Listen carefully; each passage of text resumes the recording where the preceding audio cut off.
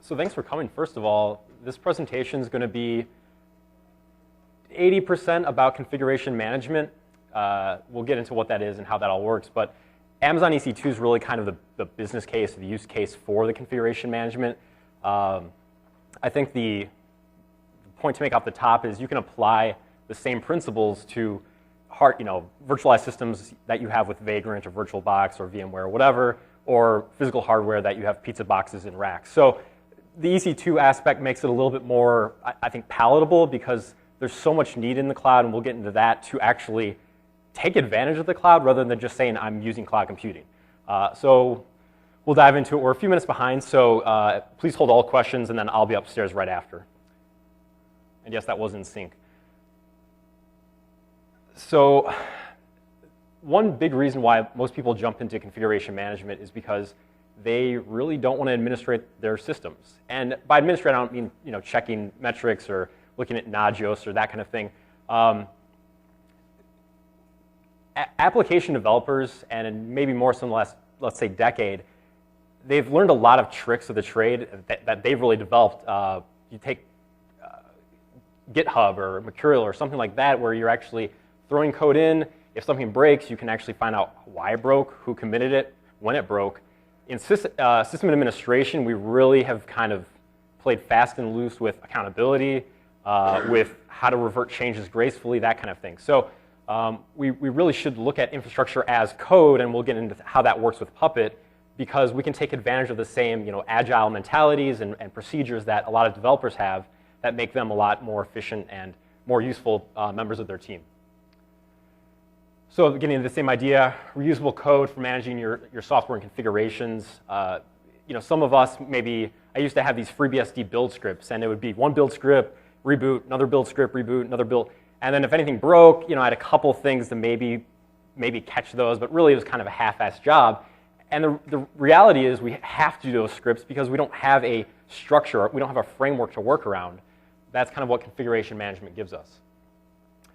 So a DSL is just, it's really a language probably within some other language that you've developed. Ruby is the base language for how Puppet's developed, but there's a domain-specific language to actually write Puppet configuration.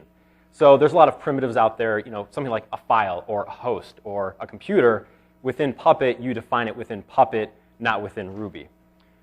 So the learning curve in the case of Puppet's actually pretty slim. Classes, conditional, selectors, variables. There's a lot you can do in Puppet that if you were just a normal day-to-day programmer, you'd probably find pretty comforting.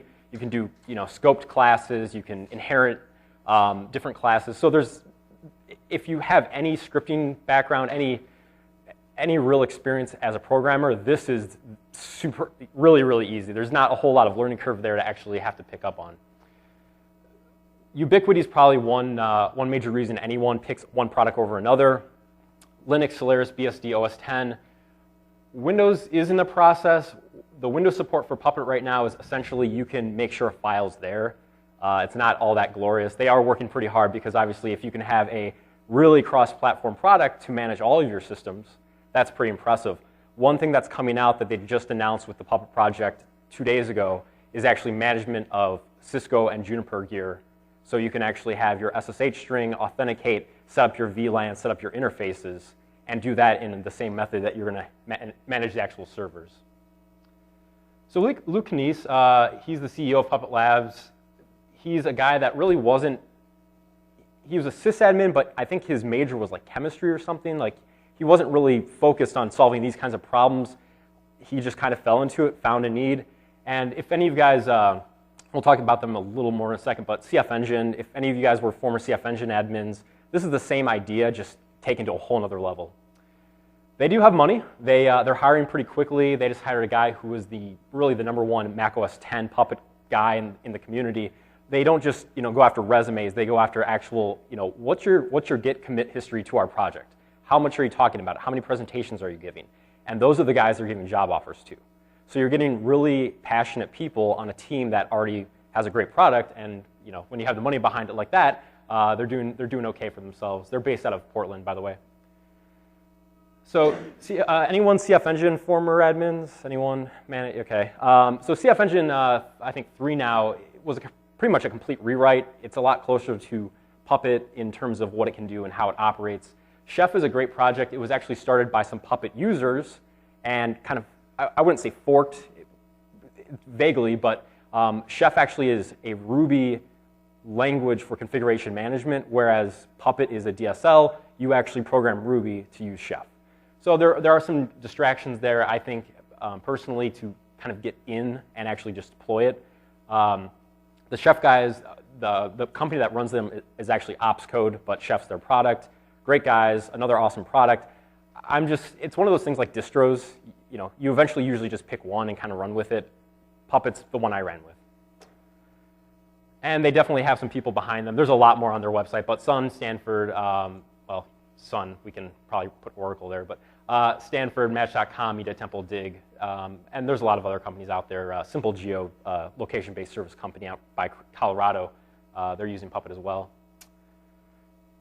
So we'll take you in and kind of get the overview part out of the way, and then hopefully man, those used to be blue up there, and get the high-level overview just so you guys get an idea of what's actually happening up here. So the Puppet Master, and you don't have to run in a client-server model. You can actually run these configurations, or manifests as we call them, actually on the clients. The more common model, I think, is to have the client-slave relationship, or the client-master relationship. So on your Puppet Master, you'll have modules and you'll have the configuration. In terms of the cloud, or in terms of any infrastructure, really, you might have some basic units and basic building blocks for an infrastructure. You'll have your monitoring, DNS, syslog, LDAP. And then if you're a development shop, this is pretty common, or hopefully this is common. I do work with some clients that actually really don't have anything but production. But you might have a development, test, review, and prod type staging. So you have this Puppet Master that knows about all of these things. They know, it knows what it's supposed to look like, what packages are supposed to be there, what files are supposed to be there, what the file configuration actually looks like line by line. Does it checksum? The problem is in a normal infrastructure, it can get a little bit hairy. Someone's going to make a one-off change, forget to tell you, forget to comment something, and all of a sudden you don't have consistency in your environment anymore. And that's a huge problem because it usually takes more legwork to find out what one change was made that no one mentioned than it is to actually, if you knew, fix it. So in scope of this, these are all the Puppet clients. You have all your, again, they could be cloud instances, they could be pizza boxes in a rack. It doesn't really matter. The idea here is that you're managing a whole infrastructure, not just little slivers of it. So from a network perspective, it's pretty simple. The Puppet Master is basically listening on 8140. The clients themselves actually can be forced to run. And whenever I say run today, there's going to be some terminology that's, especially with the EC2 part, that might not be straightforward. If you're really confused, just yell out what the hell that is, and I'll explain. But running with regard to Puppet is actually the configuration, synchronization, and the application of what your configuration should look like. So with the Puppet Master running, generally what you're going to do is every 30 minutes is kind of a common point. Every 30 minutes, the client will see if the master has anything new for it, or if the client hands, basically you have a manifest that says what X, Y, and Z should look like. If X, Y, and Z don't match, it fixes it to look like that. Pretty straightforward, at least on the end user side. Obviously a little bit more complex on the actual Puppet side. So configurations allow for manual synchronizations or a set increment. Like I said, 30 minutes is kind of a general rule. Client or server initiated, depending on which way. If you're pushing or pulling, it's still going to be doing the same job. It's just how you're initiating that transaction. Client server configuration actually has a CA. You can use your own CA if you want. Maybe have an intermediary CA, bounce off that, and then start assigning all these clients. Validate their CSR, sign them, and you can tie this all into your existing PKI. By default, just kind of an out-of-the-box situation, you'll actually create a CA, and usually it's going to auto-generate for you. Create a CA, and then every client that wants to connect will actually hand over a CSR. Your CA will sign it. We'll get into that in a second. And now you have this SSL connection, obviously, to ensure the efficacy of the data that you're transferring. So everything between master and client are encrypted. there's the cute puppy. So this is maybe my jaded perspective a little bit on being an EC2 admin for a while without this kind of stuff. So the AMI, the Amazon Machine Image, is essentially, if any of you have worked with any virtualization, is essentially your OS image, so your Zen image. EC2 is Zen-based, so that's kind of what they're working with. Once you build it, number one, you have this system that you're probably like, mounting and shrooting into this file that you created on disk, and you've updated it, you've changed configs. When you're done with that, as far as Amazon goes, you're going to close it up. It's going to split it into 60 pieces, upload the pieces over SSL to Amazon. They're going to recompile it. You're going to register the AMI. It's a lengthy process for a 5 gig image, we'll call it. I mean, realistically, you're talking about an hour, hour and a half every time you decided, oops, I forgot that file, or I should have uncommented that one line. That's not really a sustainable way to work. I can say that from experience and frustration. So building and deploying, like I said, is pretty time-consuming. And I mean, this is pretty much how I felt at a certain point with working with Amazon. Like, we can't just update a file. I mean, this is the end user or the person you're working with on your team or your administration. They're going to say, well, we have to add this one line to Etsy password.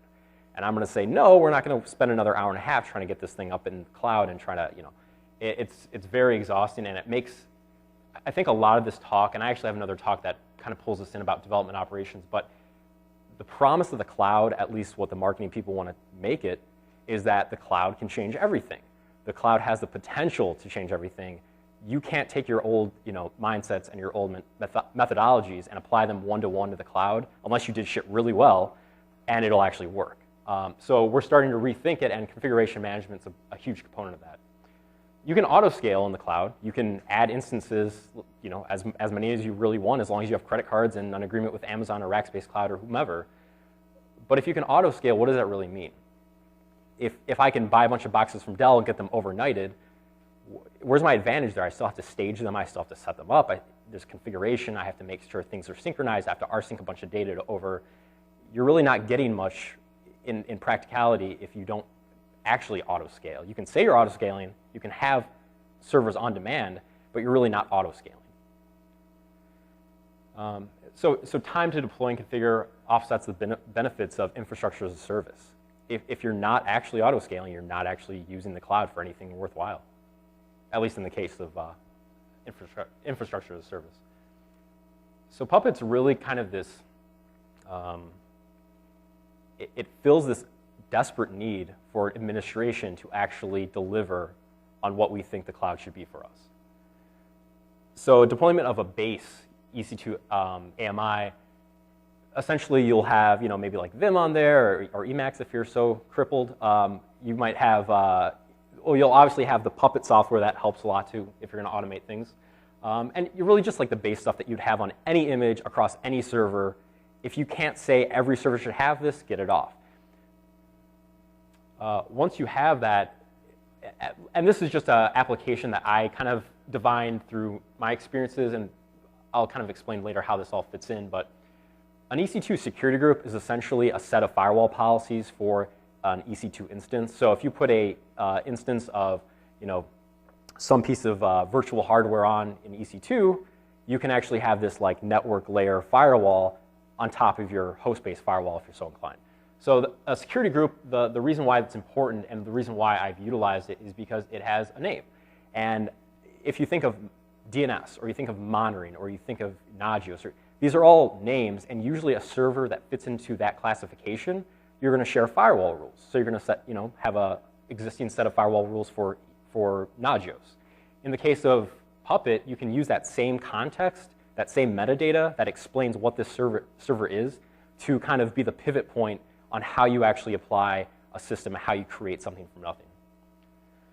I have a coworker that's actually, his career path was actually in biology, and he just loved system administration, kind of did 180 and went into that. But we were talking about it, and in a lot of ways, it's really kind of like the stem cell mentality that you can create anything as long as you have the right base component. In our point of view, the right base component is this really minimal EC2 AMI, and then from that, you define what you want, and the rest happens I can't say magically, but it happens pretty sweetly. The package that you couldn't update before because it took an hour and a half, or the file that you forgot to uncomment one line, is no longer a problem. So this is a new EC2 Puppet client. So you instantiated an instance on EC2. It's there, but what happens? So you start it up. Puppet is going to spawn on boot. It's just another init service. When it starts for the first time, it's going to go through some kind of unique processes. It's going to generate CSR. It's going to generate public-private key pair, all that kind of good stuff for SSL. That actually should say CSR. Well, I guess both is fine. The client's going to send the master that CSR. You get the signing. So that's really the only point so far that the master's actually interacted with this client. And then where it says synchronize, that's the same as this run idea, that it's going to say, what am I supposed to do, how am I supposed to work? And that's where the really magic happens as far as what Puppet does. And so this is the general overview of what's going on, and then we're going to get into how it goes on. The SSL thing is kind of tricky because if you're thinking about auto-scaling, you're auto-signing these CSRs. How do you auto-sign a CSR for a host that you really don't have any assurances might be a valid host? It might be within the scope of what you want to sign, because you're opening yourself up to attacks if you're signing and giving the secure channel with obviously some trust. Within Puppet, there are multiple ways to do this. You can actually do domain scope, so you can say if this host has a valid reverse DNS of blah, sign it. I don't think that's a great idea personally. Maybe when we get DNSSEC implemented everywhere else, but right now I don't think that's a great way to go. This is the secondary one is actually the one I traditionally go within EC2. I'll explain this briefly. So when the client starts and that init script runs and you create the SSL stuff that you need, the actual init script is going to secure copy a file over to the Puppet master in just some innocuous directory, chrooted, whatever, and it's going to have just kind of like a shared private key on all of these on the base AMI. So that shared private key is going to have the authority to actually make the connection. Now, the reason why I said shrewded, or if you're doing current SSH, is because worst case scenario, maybe they can get files onto that system, but at least they should be relegated to where they're at. And if you set things up right in your systems, for various reasons like no exec, no suid, you probably can do things pretty well. And then on the master side, it just looks in that directory every minute. If it sees a new CSR, because it knows it came over securely, it knows it came over with authenticity to an extent, it's going to automatically sign that one. So you add a trust relationship that you wouldn't have by just blanketly trusting DNS. You can auto-sign everything. That's a terrible idea. And you can manually sign. Manual signing for the CSRs it's really not terrible, but it's not practical in the cloud. That's kind of, again, the theme here. At your office that like a pallet of Dell servers are coming in, you can start them all up at the same time, do that, and yeah, you can maybe manually do it. But if you're looking to auto-scale things 24/7, 365, you're probably not going to want to be the guy that wakes up at 4 a.m. because you hit a load spike, and now you have to manually sign something. Again, it should be automatic. So the Puppet module, and this is actually like the folder structure that we're looking at now. The module is just generally a common name. So if you're thinking about bind, for instance, you might have a folder called bind. I'll just put these up here really quick. Manifests are really the configuration management. It's really the instruction set that dictates within that domain-specific language what's going on. Files are literally just static files. If you have a file that you want to copy over, you put it in files, and then you can later point to it, and it'll copy that exact file over. Templates are quite cool, and they're one of my favorite parts of Puppet, and you can do the same thing in Chef. These are Ruby-interpreted templating files, so .erb if anyone's familiar. These templates, if you have something like this metadata for every single host, you can actually loop through that metadata and auto-generate like an Etsy host list, or you can populate a load balancer like an HA proxy. You can automatically load it with all the metadata for all these hosts that talk with the Puppet master. So rather than having static files that you still have to manually tweak, as your infrastructure scales and as things change, when the Puppet master gets these updates, it'll actually update all the clients. So if you have all these HA proxy instances, all of them will update with only the hosts that are still alive. So that's really getting back to the idea of true automation and scale. And then lib, you can, within Puppet, you can really write any library you want. You can, if you know how to write Ruby, and I didn't prior to using Puppet, it's a pretty sweet language. I definitely recommend it. The Ruby libraries, I mean, 2 or 3 lines and you can make almost anything happen within that scope. So take a look at that. If you already know Ruby, it might be a good extension. Especially if you work on a team, you're the programmer for Ruby, you have sysadmin people. This is a great way to integrate the 2 teams and actually kind of create a little bit more cohesion. So partial list of Puppet types, and the types is just a broader spec definition, and you'll see what that really entails. Files, directories, users and groups, services, packages, cron tabs, etc host, melees. I'm going to stop reading now. Okay, so these are just a small example of what types are, and so if you want to define what a file looks like, what permissions it should have, who the ownership is, whether it's suit or not, or if you want to establish a directory should always be there, you can do that. You can define users, you can define groups. The Nagios one's cool, and we'll get into a screen of that later, but Nagios is natively supported by Puppet. You can actually auto-generate your Nagios configuration. You'll never have, and I literally mean you'll never have to actually edit Nagios again. And I don't know about you guys, but you know, maybe for an 80 host deployment, I'll have upwards of 18 or 1900 different service checks between those 80 hosts. It's a pain in the ass to try to go line by line, figure out where you messed up, which one you forgot, and God forbid you actually forget to add a host. And now there's this guy out there that you're supposed to be monitoring and taking care of, and you just forgot. This is going to automatically let you not forget. So Yum repositories, SSHs. So you get the scope that you can really manage pretty much everything on your system. And again, this is a partial list. Package providers, when I say package providers, literally RPM, Yum, apt. And then on the Mac OS X side, DMG files. So you can manage really anything you can think of. You saw the platform list earlier of what's supported. Any package provider within the scope of that is really going to be supported by Puppet. The abstraction is pretty much key because when you write a module, you don't want to have to write a module for Solaris. You don't want to have to write a module for Linux. You don't want to have to write a module for Mac OS X. If you say install this package, Apache, if there's an Apache package, whether it's in Yum or it's in apt, it knows you want it because it knows what system it's on. So you take away having to make really one-off crappy hacks just to allow a package on one platform to work on the other.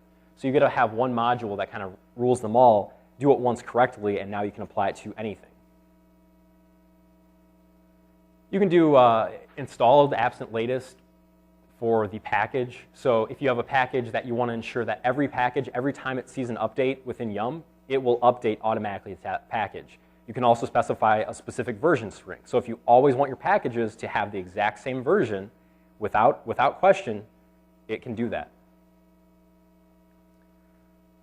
And you can do kind of a quick update. There's other ways to do this, and I'll talk about MCollective later, but if you really just wanted to quickly update all your systems and make sure they all update, flip the string in there from the install to latest, and it'll actually just upgrade everything, flip it back, and then you're back to your current state. The installed basically means if it's there, good. If it's not, install it. It has no desire or care or concern what version it's at. It just wants a version of that package installed. Init frameworks, the same idea with packages. So whether it's upstart or common init, it's going to control it the same way. You don't have to tell which one it is. You can make sure that every time Puppet runs, if a service stopped, it will restart it. If a service wasn't check configured on because you forgot, which happens way too much, it will actually make sure it gets check configured on. The last bullet point on the services one, if a service has a file that's really key to that service, so httpd.conf for Apache.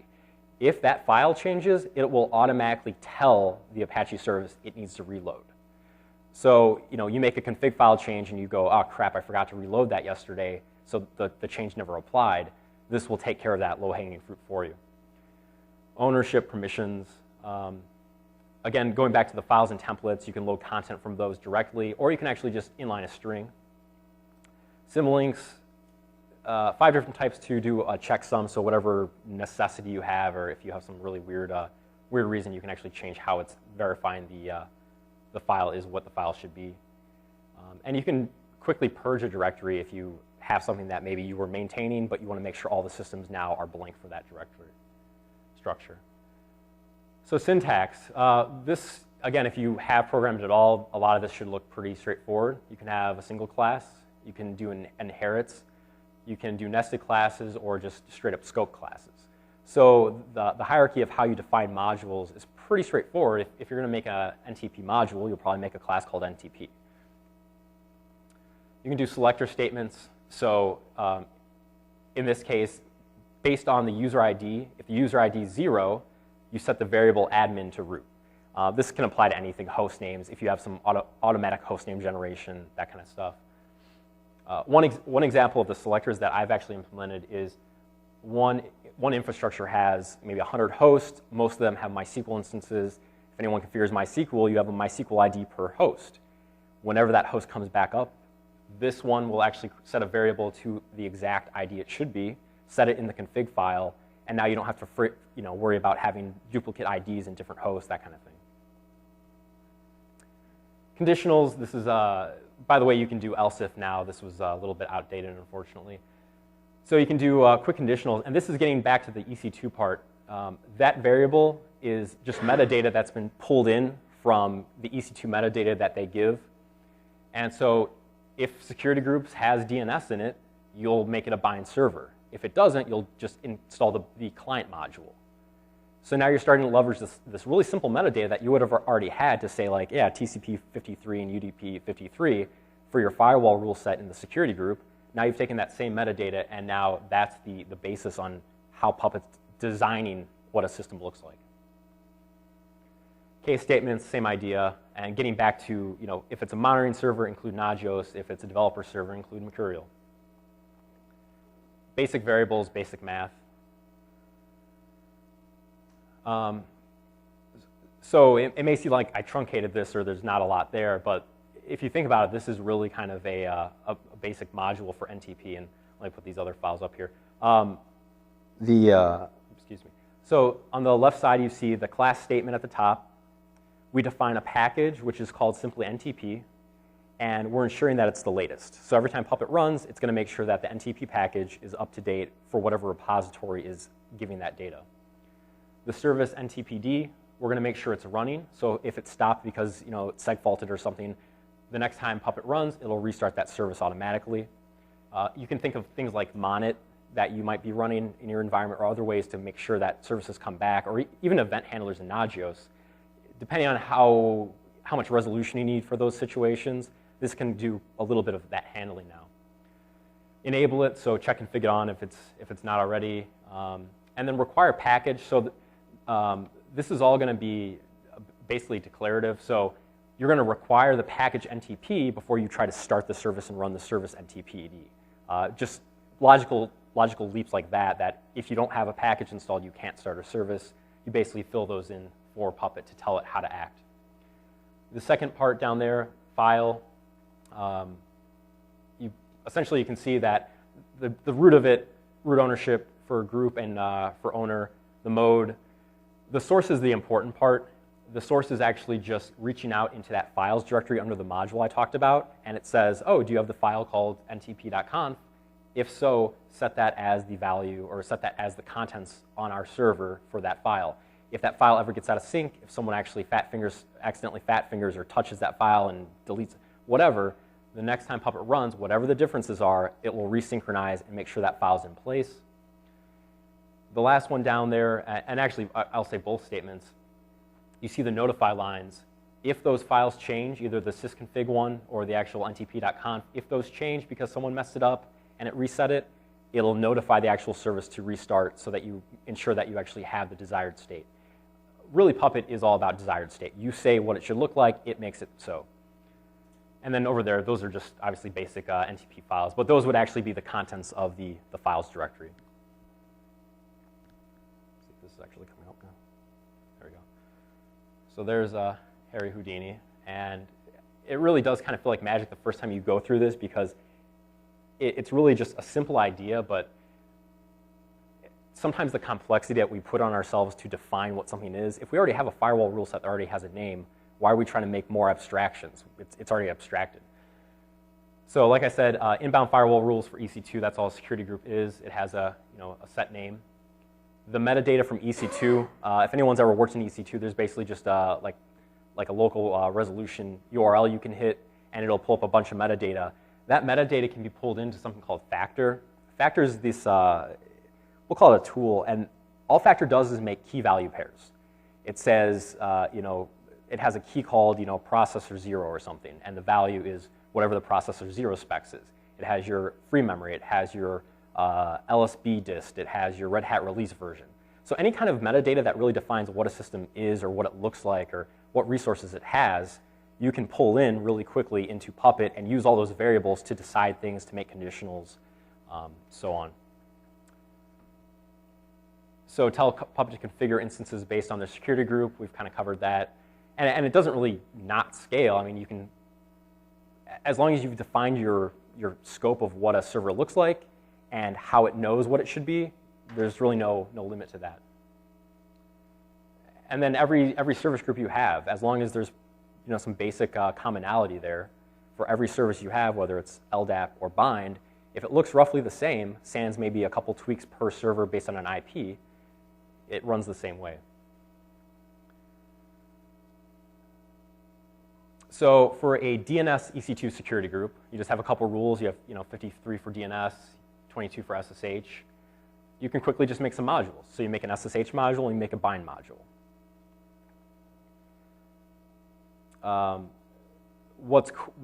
There's a lot of things cool. I'll probably say that a bunch of times.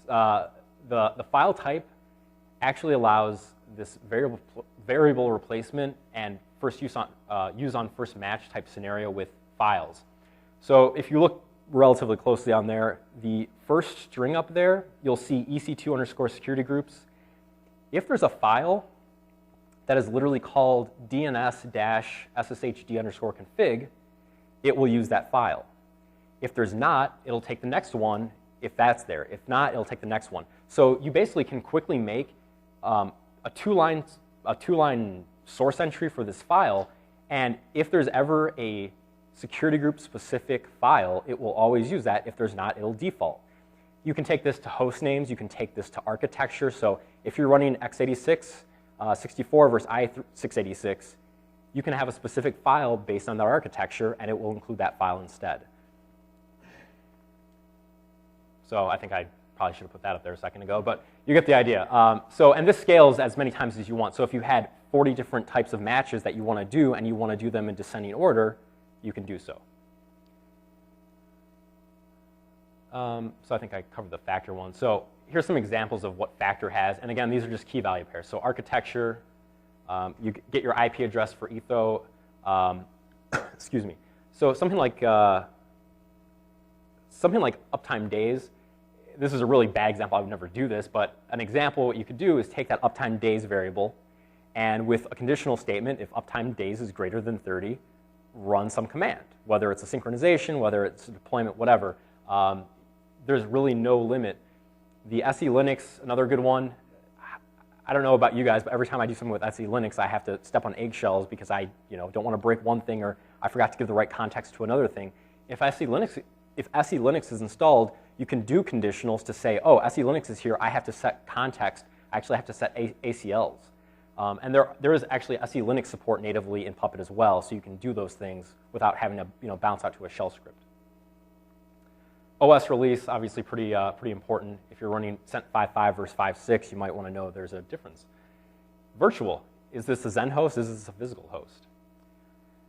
And then this is kind of a throwaway in some cases, but you have this unique ID for these AMIs, these Amazon machine images you upload. If Puppet talks to one that maybe is kind of out of date, but it's running it, you might need to know that because it might not have certain software the other ones did. So Nagios, I'm going to put a couple of these up there for you guys first. Nagios, again, natively supports is supported in Puppet. Anything you would create in Nagios, you can basically create right inside of Puppet using the same kind of primitives like, or you see file. Instead of file, it might say Nagios service. And you could add the host name, you could add the notifications, all that kind of stuff. The one current instance, and I kind of alluded to it earlier, I do currently have 80 hosts with 1,800 checks, and not a single one of them was done by hand.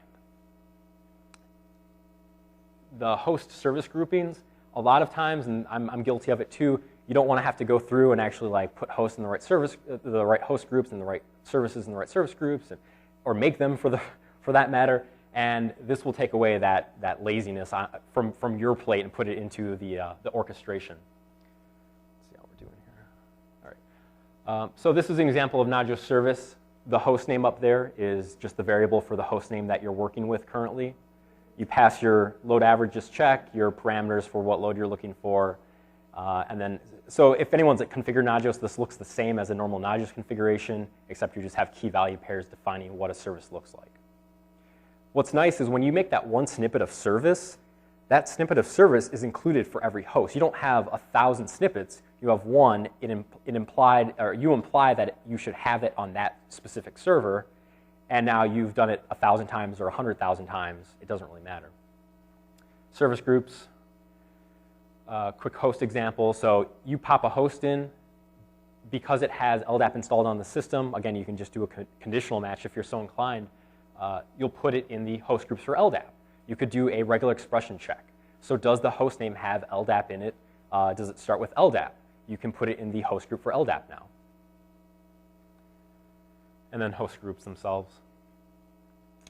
So I don't work at ePrize anymore, so good for them. But this is a really small example. This is actually an EC2 deployment that they probably don't have anymore. This is probably a good 1.5 or 2 years old now. But you can see up there there's 13 hosts, and in this case there's only 188 checks. But again, none of these checks up there, nothing that you see was touched by hand. All it was included Nagios configuration within Puppet. I'd like to quickly expound on that because I've done a lot of work lately, and the reason why I have 1,800 checks for 80 hosts versus this kind of ratio.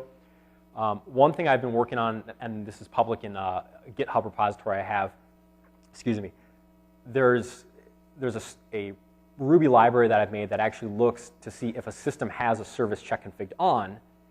If it has it enabled, it will actually try to include classes within Nagios and within Munin.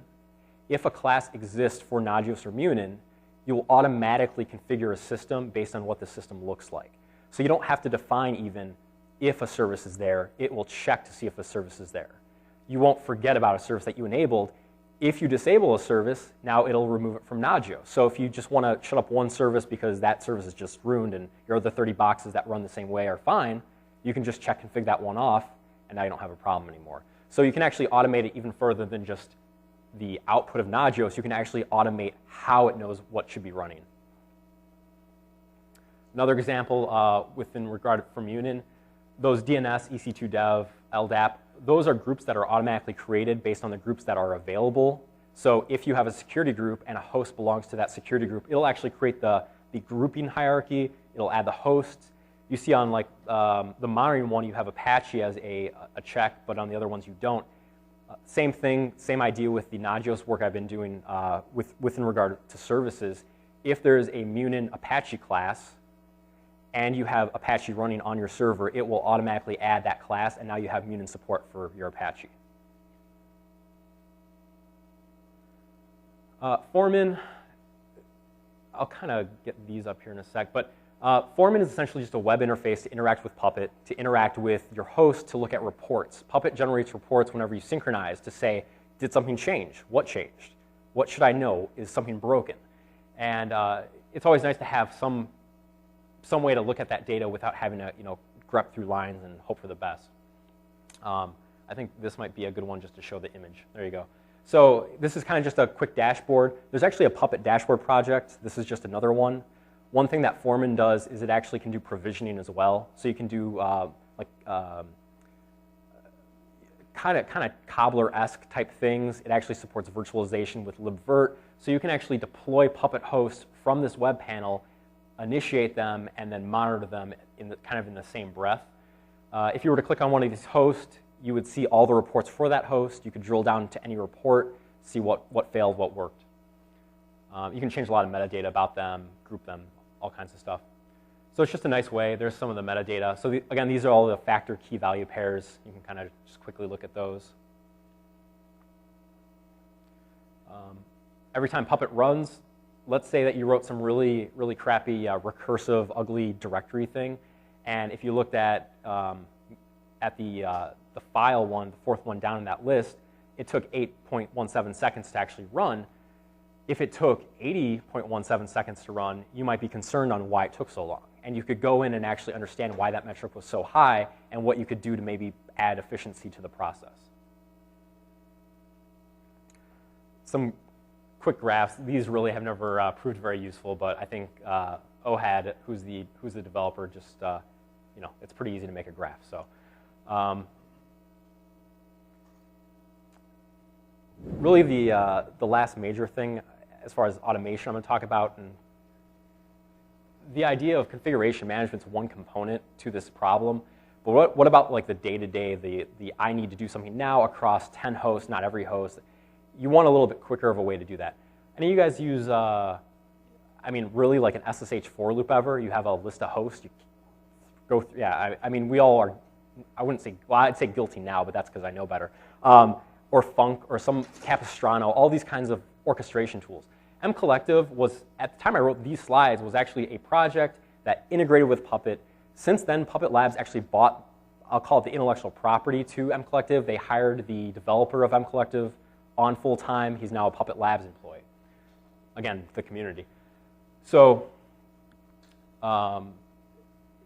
services packages, basic things like ping. And I'll show you an example of this in a second. Say you wanted to restart the service, the Apache service, on every host that was 64-bit and every host that had a certain file that existed on the file system. It's a really weird request, but if you've ever been a sysadmin for a lot of developers, there's sometimes things that you have to do to accommodate them. Think if you have 1,000 hosts, you have inventory of what those 1,000 hosts are. What if you forgot to update that host.txt list that everyone seems to have? Everyone seems to have this one list on some NFS share somewhere that says every host we have. It's not real time. It doesn't stay up to date. If you forget, you forget. What MCollective does at a broader level is it's actually this publish-subscribe model. I probably have a slide up there somewhere for that. It has a publish-subscribe model to how it works. So there's actually a queuing server in the middle of this equation, so ActiveMQ, RabbitMQ. Your clients will actually reach out and make a TCP connection to this queue. Your Puppet master will also, or your remote control station, let's call it, will reach out. And when you want some systems to do something, you'll throw a task on the queue. Based on parameters that you define, whether it's an architecture, whether it's a certain package that's installed, it will act accordingly. So if you want to uninstall a package on every 64-bit system, you can do so. If you want to find out every host that you currently have online, you can do so. It's going to actually have a real-time effect on your infrastructure rather than trying your best to remember what your infrastructure is or where your hosts are. Here's a good example, just a really quick one. So you have this MC service, so just MCollective service. You say HTTPD, so whatever service you want, you say status. It'll tell you what the state of those servers are currently. It'll give you a quick summary at the bottom. Excuse me. So the nice thing about MCollective, more than maybe some other things, is that MCollective is actually, it's this RPC framework. I've personally built modules for managing apps across Debian boxes or Ubuntu boxes. I've made one for Spam Assassin. It's very quick to program. It's a little bit of Ruby. And you can now orchestrate anything you can really programmatically think about. So in this case, if I wanted to stop all the servers that had, that had Apache running, I could just change that status to stop. It would apply it to every one. This actually takes in any factor data. So if you know the AMI ID for a given instance that you want to stop all those instances right now, you could do that. So any metadata, you can take it in. Any regular expression, you can take it in. So if you have 1,000 hosts or 10,000 hosts, you just define the criteria, it'll do the rest. So another example, MC package. Which of these servers actually have the package? What are the versions? If you're ever wondering if all your systems are up to date, run this command, and it'll tell you about the one or the two that somehow didn't get upgraded last maintenance cycle. pgrep, so if you're looking for process data, you just want to know every server that has the LDAP process running, how much resident memory it has, you can do that quickly. And because you're not making SSH loop, or these SSH loops, you're not making connections to every single host that didn't exist. You're not forgetting about what private keys you need for which host. Again, this is all over one SSL channel. It's very, very straightforward, very consistent.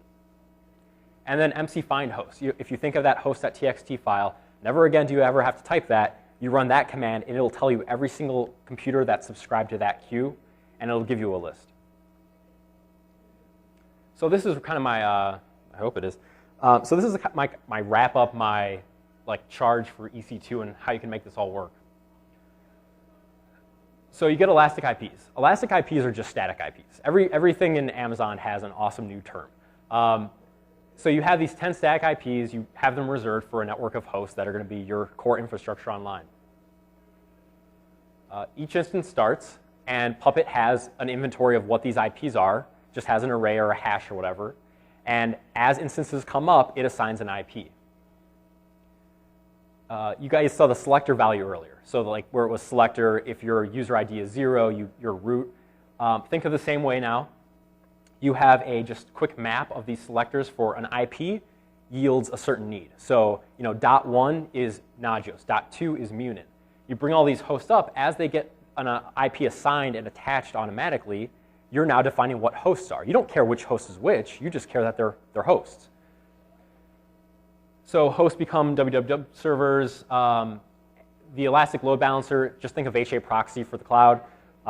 It'll automatically attach these instances to your load balancer now. You don't have to go in and manually check boxes for which host should be which. You're starting up 10 hosts at one time, but the 3 hosts that are actually your web servers, they'll tell the Amazon infrastructure that those are web servers. Munin and Nagios, I think we've covered that. It's all done for you. It knows which services are running, how they run, whatever. If an instance dies, part of the nice thing about EC2 and this whole idea of auto-scaling is that if an instance dies in an auto-scale group, a new instance will be created. You can even do something as simple as a 1-1 auto-scale. Always have one instance, never go more than one. To me, that sounds like just really failover, right? If you have an instance that dies, it makes a new one. It doesn't care what the instance was for. So if an instance dies, the next time it starts up, Puppet says, oh, I have one IP left because a host died. It assigns it back. It recreates the host that died. You've done nothing. You've done absolutely nothing to make any of this happen. You've finally gotten this idea of cloud computing, of auto-scaling, of failover, all these things that you want to do and that are great for your environment and really make EC2 especially useful, you can do. So it's really this idea between if you have the resources to do so, because it does take time to implement Puppet. It's not like an overnight thing. There is a Puppet Enterprise version now that you can basically get one binary. It'll install it. It'll ask it what it should be. And there's great resources, great tutorials, and the Puppet community is really helpful. They're really not the RTFM community. They're really nice guys, honestly. But it will take time. You'll have to get buy-in, and kind of coinciding with another talk that I mentioned, the development operations talk, it's a team buy-in.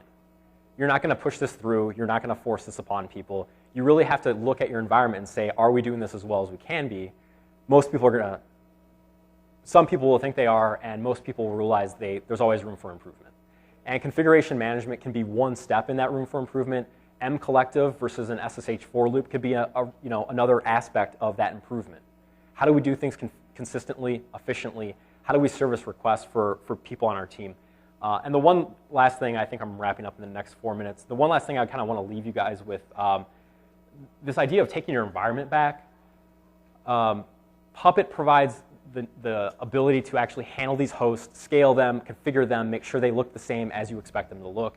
Foreman gives you a quick way to really manage things. Just, oh yeah, everything looks good, cool. And to kind of augment hosts as needed. MCollective is that day-to-day, I need to do grunt work, I'm a sysadmin type stuff. Nagios and Munin, if you guys don't have monitoring, if you don't have metrics, if you don't baseline your environment, maybe this is a good reason to do that. we actually deploy, I work for a managed service provider, we actually are going to be deploying across all of our customers Puppet for the simple reason of Munin and Nagios automatically deploying monitoring. So the last and the biggest idea here is that within the scope of configuration management, I think the necessity has been present for a lot of years, but the necessity and the reason why it's an EC2 talk specifically is because there's so much out there that we can really leverage, and it's kind of lame of us not to actually take all this brand new technology and all of this cheap computing power and actually do something with it rather than say we have great plans and no way to execute upon it. So this is my contact information. I'll be heading upstairs just after this, and I really appreciate your time and hope you guys got something out of it. Thank you.